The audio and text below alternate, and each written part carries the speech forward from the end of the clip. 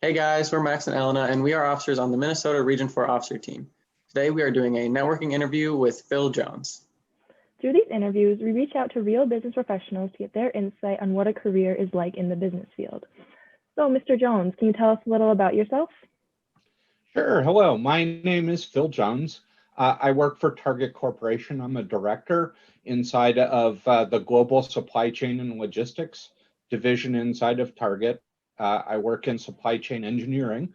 So my division is responsible for going ahead and taking care of the assets inside of the distribution centers that go ahead and support all of our stores all across the country. My daughter Sunny is inside of BPA, so that's how I've got involved here with BPA. I have been working now since I graduated from college now for let's see, 33 years. So 23 years with Target, and prior to that, I was an artillery officer in the Army for 10 years. Nice. All right, so as a director at Target, what does a typical day-to-day of your job look like for you? It's changed a lot, actually. And, as we've gone to COVID and dealing with the pandemic overall, now all of us are working from home.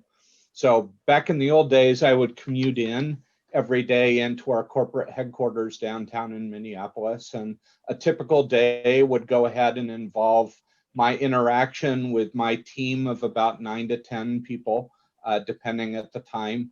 I would go ahead and listen to what the issues are that they would be working on. I would go through a series of meetings that would happen inside of different areas inside of our corporate headquarters. I would go ahead and solve problems quite a bit and go ahead and plan a lot for future buildings that are going to be constructed or that we're in the process of purchasing and incorporating inside of our supply chain. So what we do on a day-to-day basis may vary a lot, but it frequently involves meetings, quite a few of them. Now in the pandemic age, a lot of those are now Zoom calls. So, I start fairly early in the morning, have calls with my team that are based all around the country now, and then have meetings by Zoom for a lot of the day in order to go ahead and do business. Sounds like you had some busy days there. So, what Yes. made you decide to pursue this career? Well, originally, I grew up, my father and my grandfather had been in the Army, so that had been a desire of mine, was to go in the Army as well. After about 10 years, I was ready to do something different. And so I interviewed with a number of companies as I got out of the Army, and I really liked Target and what it stood for overall. So, they offered me a job specifically. I thought originally I was going to work inside of operations, which is the day-to-day functions inside of a distribution center. But they asked me to work inside of the maintenance division. So I worked for a couple of years doing maintenance supervision inside of the distribution center. And after about 10 years, I had an opportunity to move to Minneapolis, and I started working at our corporate headquarters. And since then, I have been working inside of planning and engineering functions. Did you take any sort of classes back when you were in college that you find help to prepare you for your job or help you in your duties that you currently fulfill in your job? The interesting thing was I was a history major when I was inside of college. So it was a liberal arts degree. I did economics classes, which were really useful.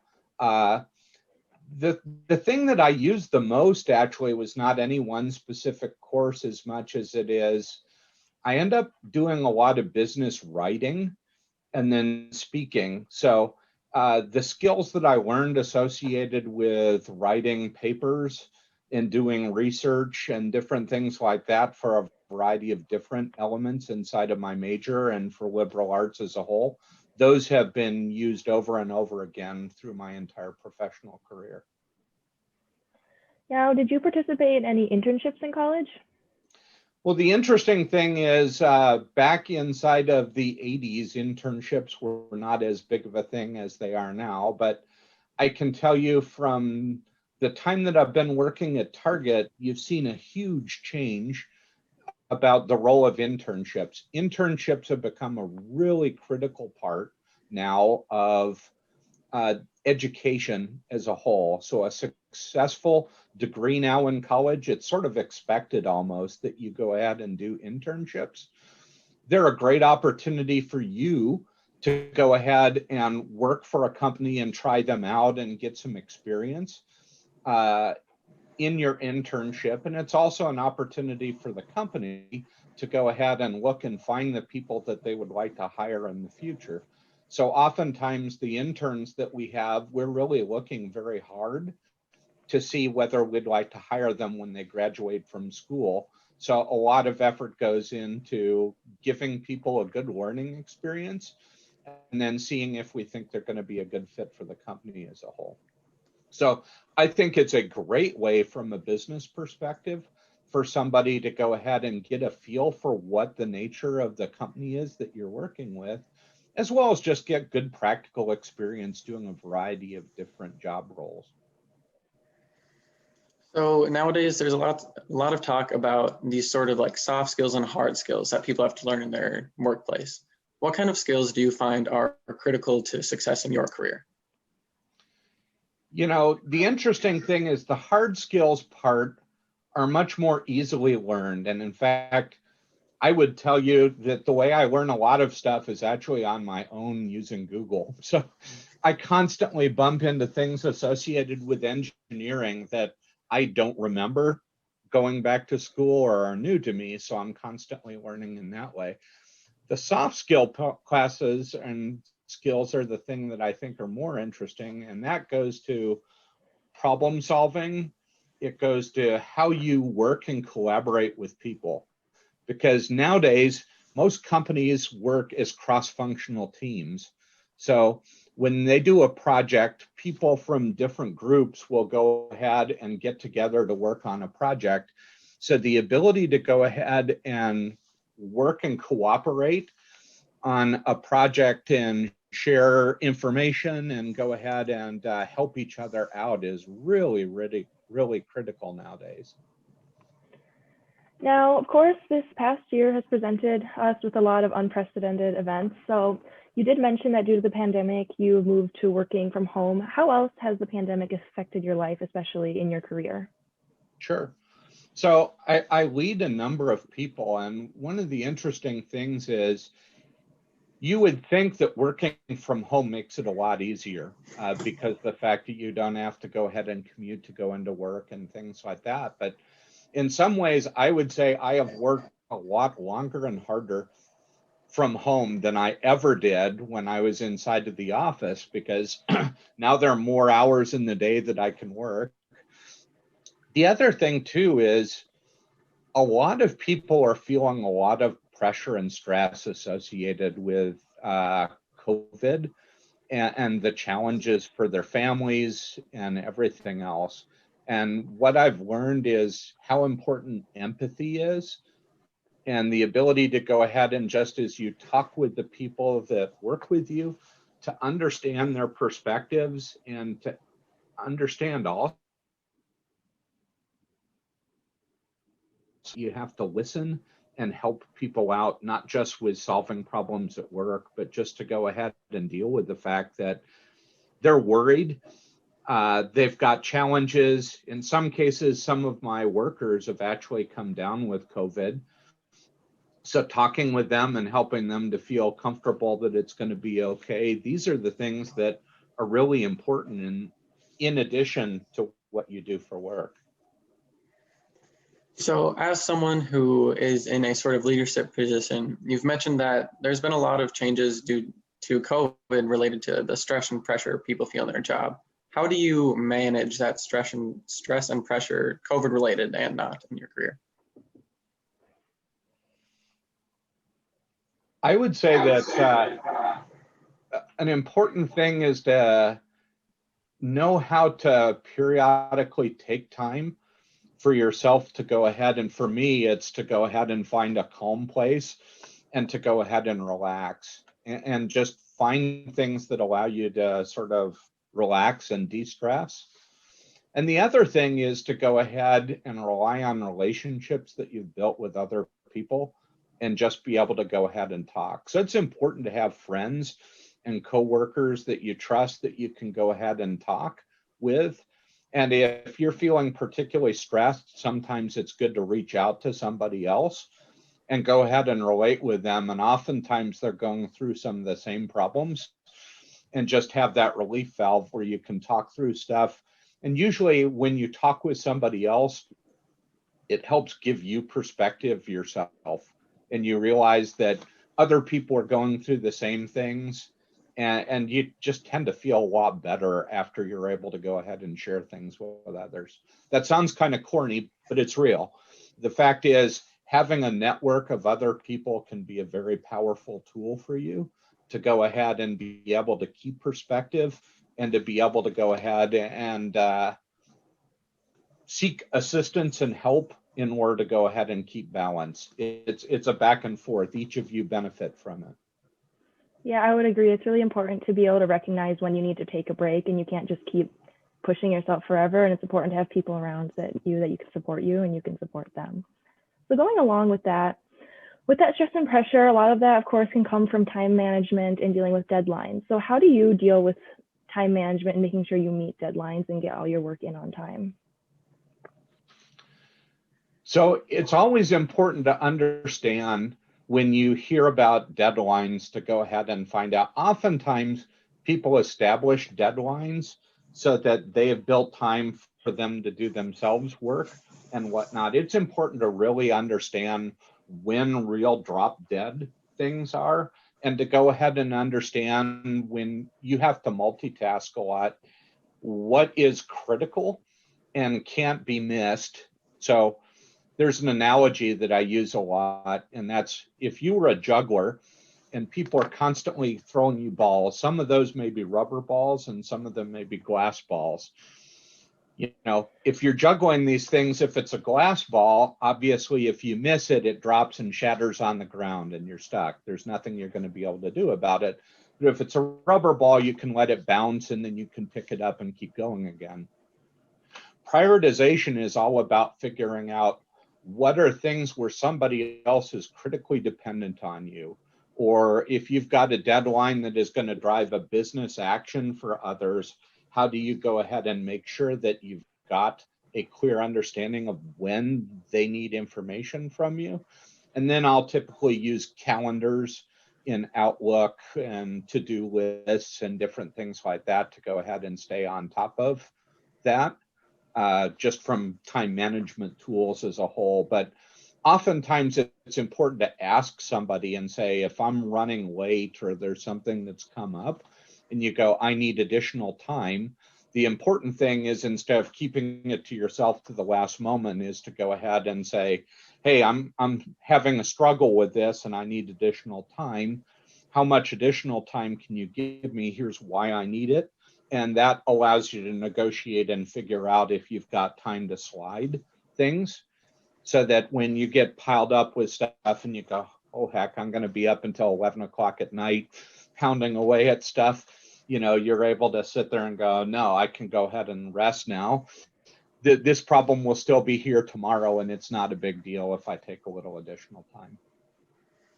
All right, I really like that analogy. I've never heard that before. I'm going to use that. Now, I'm not sure if you actually deal with any sort of job applicants, but in your career, what are some things that you find would be yearned for in somebody applying for a job in your area? So I would say in 23 years or so, I have literally done thousands of interviews for people over that time. And I would say what I look for a lot from job applicants is, A, did they do research and understand the nature of the company I work for? Did they understand the expectations of the role a little bit so that they can talk to things? I look for somebody who is able to relax and just have a good conversation and relate how they think and how they deal with problems in a way that I can understand what's going on in their mind, because that helps me a lot to see, are they going to be able to problem solve inside of the framework that we have, and are they going to be successful? Another thing that I look a lot for is, do they have intelligent questions at the end as well? So in most interviews, at the end, somebody will say, well, do you have any questions? And that's a really good time to go ahead and see if the applicants really thought about what it is that they want to know, and have they really prepared in advance, because they have good, thoughtful questions that go ahead and challenge you and show that they've thought about what they want to do with. An important thing to understand is when you interview, it's actually a two-way interview. So you're interviewing the company to understand if you really, really want to work there, as well as they're interviewing you to go ahead and see if they think you're a fit for a particular role and inside the company as a whole. Both sides need to really understand and walk away at the end that it's a good fit. And it's important for you to understand when you're interviewing somewhere that it's somewhere where you really want to work. A lot of people will say, what's a prestigious company or a prestigious job? Because I think this is going to be great, because everybody says, you know, I want to work for a Microsoft or an Oracle or some company like that. But what you discover sometimes is there may be a bad company culture, or you really don't like the people that you're interacting with, or the expectations for the role are not a good fit for what you enjoy. It's important for you to get a good grasp on that, so you don't start at a company where you go, this doesn't work for me. You obviously want to make a good impression as you interview, but you also want to go ahead and at the end say, is this something that I feel really comfortable as a fit for me and is going to be good for me in the long run? Yeah, that's really interesting. I feel like for a lot of people, it's easy to just get focused on, am I going to get the job? What can I do to make sure I get the job, without thinking about whether it's the best fit for them. Well, you feel kind of like a lion that's inside of the ring at the circus that's jumping through the circles to try to go ahead and show that you're somebody to hire. But it really is also about you knowing that it's good for you too. Yeah, definitely. So for people hoping to be hired, what are the educational requirements for someone in your job? For our particular role, usually it's a bachelor's degree, oftentimes in engineering, but for some of the folks, it may be business degrees specifically that they have. Lots of the analysis and operations roles in Target are business based. So what happens is the people themselves will have bachelor's degrees in business or economics or a variety of different things like that. For engineering, what happens is it's good to have mechanical engineering or electrical or civil or something like that as a whole. Occasionally, we have folks that have master's degrees as well, specifically. And that's oftentimes where they've been working in the workforce for 10 or more years. Usually, it's not uncommon for people to go ahead and continue their education beyond college, and they'll go ahead and specialize more with a master's degree in a field that they particularly want to keep on going with. Not always required. I don't have a master's degree myself. I have taken some courses just to give me skills that I need that are available from a master's degree program, but I just did not have time or an inclination to finish it up. But I could tell you quite a few of my peers actually have master's degrees when you get up to the director level. So we've talked a lot about the education behind your type of career. Are there any sort of extracurricular activities that you think can help contribute to success in your job? Absolutely. So I think it's really important over time that you have something that goes ahead and sharpens your mind, refreshes you, and gives you a sense of purpose. So for me, for a number of years, I have actually been working with an organization from the National Science Foundation to go ahead and look to develop career pathways for maintenance technicians. So that has helped me to go ahead and develop a broad network with a lot of peers and a lot of companies. I don't have to do this. I do it because it gives me a feeling of satisfaction to go ahead and help other people. So in doing this, I've been able to help provide feedback and guidance for educators about what they can do to provide good classes that support business. It's helped me to understand what I can do to help people advance and develop careers. And in the end, it's kind of a legacy that I feel that I can leave after I've finished my job.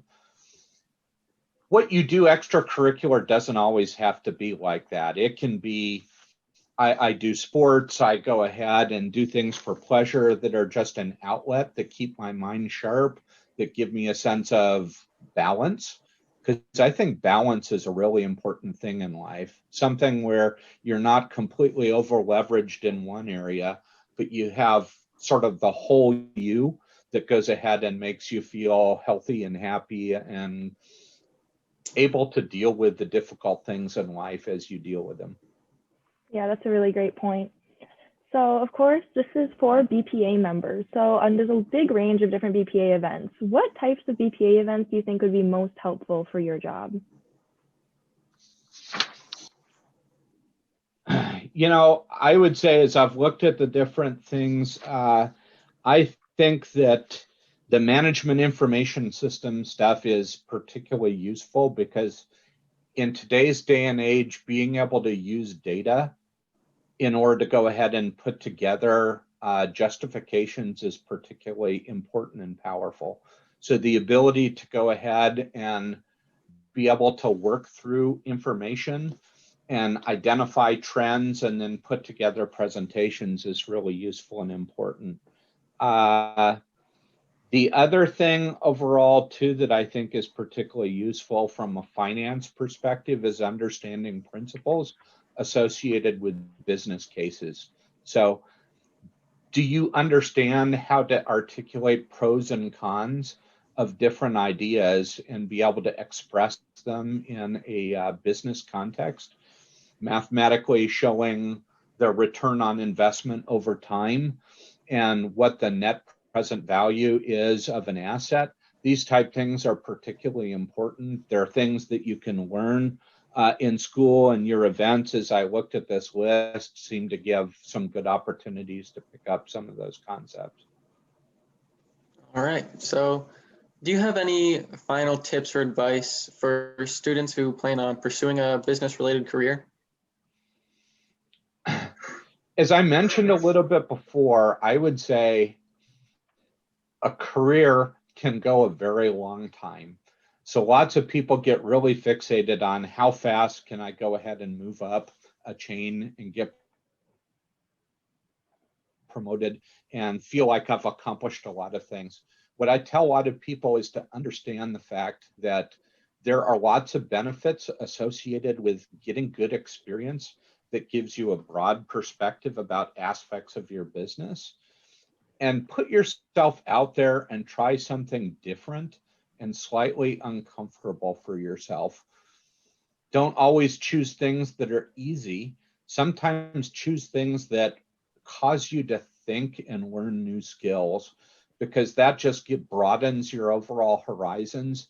It helps you see things through a different perspective, and it really goes ahead and keeps your mind sharp so that you always have mental challenges that keep you excited about what you do. Yeah, that's a great point. I think being able to get outside of your comfort zone is super helpful for your future, and you get a lot of benefits from it. Exactly. So that is all we have for today. So Mr. Jones, thank you for being here with us today. We really appreciate you giving us your time and your knowledge to help BPA members on their journey and helping them to be more successful in their future. Well, thank you very much and good luck. Have a good day. Thank you for watching. We hope this was helpful for you, and stay tuned for more. Be sure to check out our other videos for more tips on how to be successful in BPA and in the business world.